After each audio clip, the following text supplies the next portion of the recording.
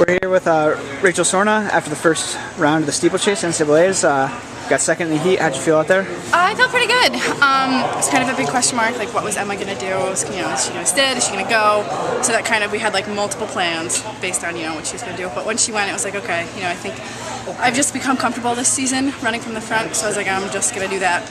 There's no traffic. I don't have to worry about jumping into someone, falling on someone in the pit. So kind of just controlled, but leading that little chase pack, I felt pretty comfortable there. What was your plan if she didn't take it out like that and she was running with the pack? Were you going to take it then? Probably just like sit on her, maybe. But I mean, if it was like ungodly slow, like that 10K last night, then go.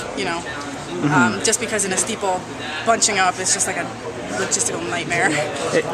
You ran about 9:55. Your PR's 9:50, correct? Yeah. So did you feel pretty comfortable doing that? Yeah, I'd be interested to see what my splits are. I feel like they were pretty even. That first lap was a little fast, but after that, I didn't feel like I slowed down too much. So I feel like a nice, steady, even race sets me up nicely for Saturday. I feel like I didn't have to have some super monstrous, like really tiring kick or anything.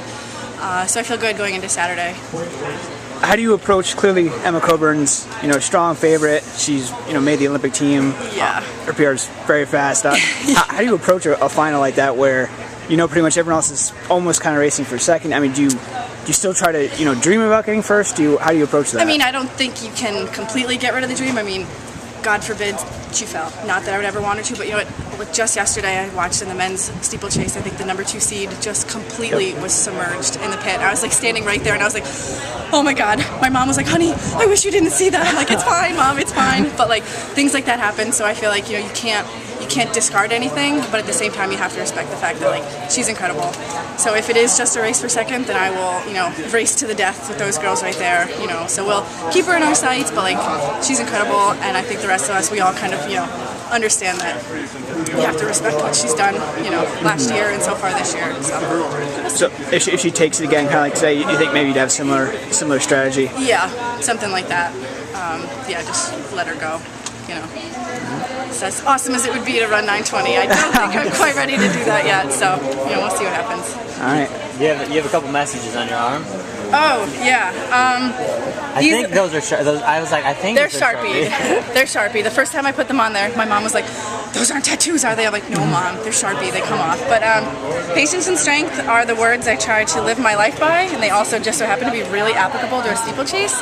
This came about in high school. I moved up to the 3K because I was a 1500 runner my senior year, and I kept running it wrong. I kept like going too soon. Like it'd be like halfway through, and I'd be like, "And start going," and then I'd get to like the last 2 laps and just totally die.